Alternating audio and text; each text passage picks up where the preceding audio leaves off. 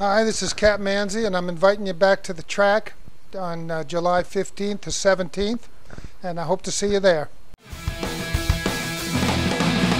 I'll be there, will you? Hi everyone, I'm John Pavlak. Welcome to this week's edition of Eye on Harness Racing. I hope you'll be at your local track when harness racing's most fan-friendly weekend begins tomorrow night, July 15th, and runs through this Sunday, July 17th. I'll be at Yonkers Raceway, and my videographer and producer Rich Johnston will be at the Meadowlands, and we hope to see you. And tomorrow night, Friday, July 15th, I'll be in the Sulky, the Meadowlands Racetrack's weekly television show, seen online and wherever Meadowlands wagering is offered. The program will start at 6:30 p.m. and Sam McKee and I will give you updates about Back to the Track festivities, check in live at tracks around America, and provide some Back to the Track Pick 4 handicapping expertise, direct from the tracks where the 4 races will go to post. And while you're at your favorite track this weekend, look for the bright green shirts worn by our Back to the Track team, who will be there to answer your questions about racing and how perhaps to win a trip for 2 to this year's Little Brown Jug.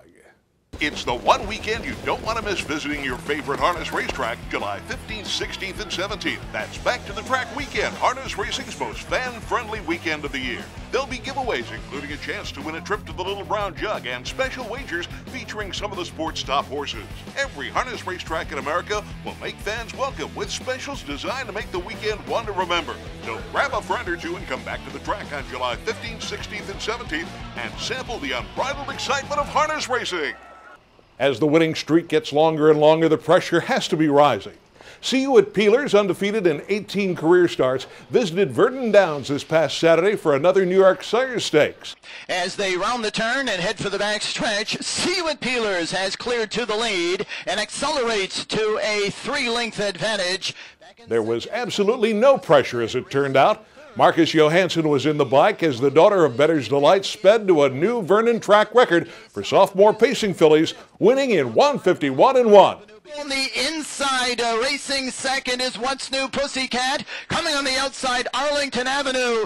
See You at Peelers, the top-rated standardbred in North America, wins again. She's just something else. I don't know how to explain it. You know, it's she do it all on her own, and she's never yet been asked to pace, and it's scary how good this one is. It's unbelievable. She's the queen of at the farm there, and she get to do a little bit what she wants to right now, and she loves to work and stuff like that, and she proved it again tonight. Triple Crown season got started with a bang this past Saturday at Yonkers Raceway, where the $445,000 Yonkers Trot had its 57th renewal. The trailers in the field are Bambino Hall, and catching the field after the early miscue is Pegasus Blue Chip, but leader of the gang leads it by 2 on Del Cielo.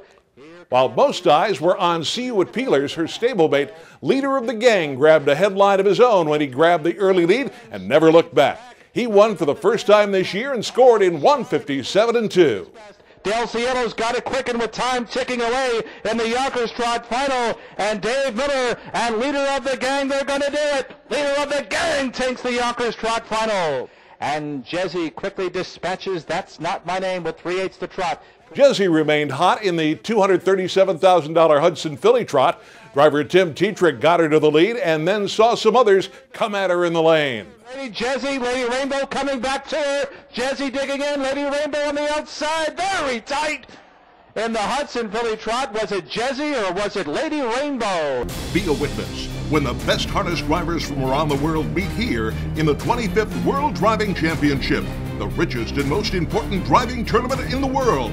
The star-studded field will include Denmark's Birger Jorgensen, the reigning world champion, Australia's Chris Lewis, a 4,000 race winner, New Zealand's Dexter Dunn, the young Kiwi champion, Sweden's Bjorn Goop, his country's leading driver and Elite Lap winner, Germany's Michael Nimchek, his country's driving champion, France's Frank Navard, a 2-time Prix d'Amérique winner, Italy's Enrico Belli, the reigning European champion, Spain's Juan Roseo, a 2-time European champion, Canada's Jody Jamieson, Canadian national champ and 2001 world champion, and the United States' Jason Bartlett, now with 4,000 career wins, who is hoping to win it all for the red, white, and blue. It's championship caliber driving with the title World Champion at stake, and you can see it here when the world comes to America. The $1 million Meadowlands Pace final will be in the spotlight this coming Saturday. Based on this past Saturday's eliminations, it should be a good one. Here comes on the outside Custard the Dragon, the entry and stablemate, and Montreal Teague plants himself up front here with the Hoosier Cup winner. While the bidders made up the credit, the favorite, with justification, he labored throughout and finished a disappointing 8th and failed to advance.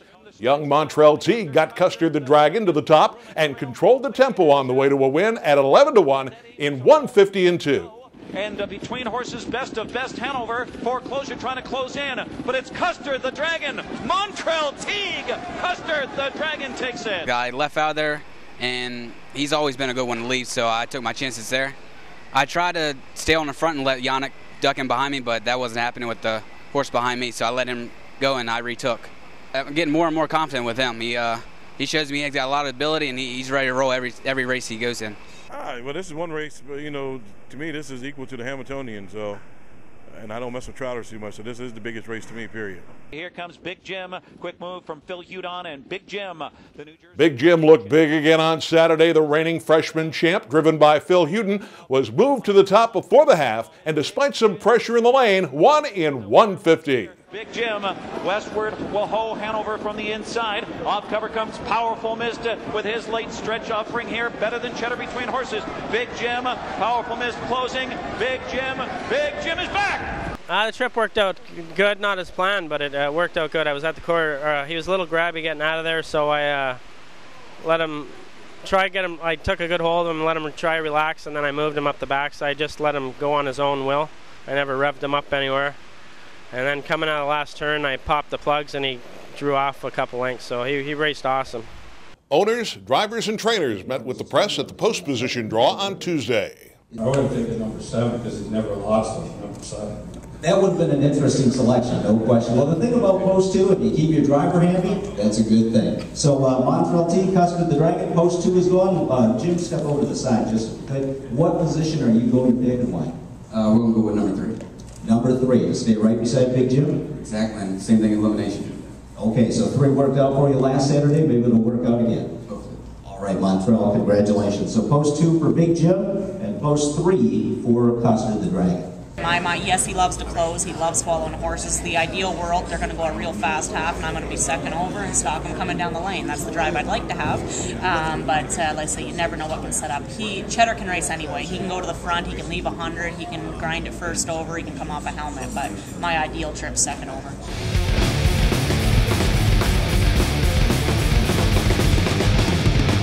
Don't forget that the World Driving Championship will be getting underway on July 31st at Harris Chester and then move to Tioga Downs, Monticello Raceway, and Meadowlands Racetrack before coming to an exciting conclusion on August 5th at Empire City at Yonkers Raceway. Visit world.ustrotting.com to learn more about the superstar drivers and the oldest, richest, and most prestigious driving competition in the world.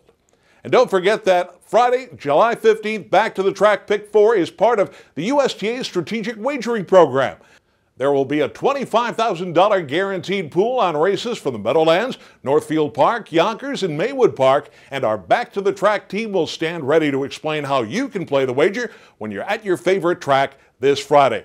You have one of these, it's a smartphone. If it has a browser, I want you to do me a favor. On that browser, go to www.ustrotting.com to see something special. It's our new online version of the USTA's popular website. I'm John Pavlak. Thanks very much for watching. Next week, we'll have coverage of the Meadowlands Pace directly from the winner's circle at the Meadowlands and much more. I look forward to seeing you when we next put our eye on harness racing.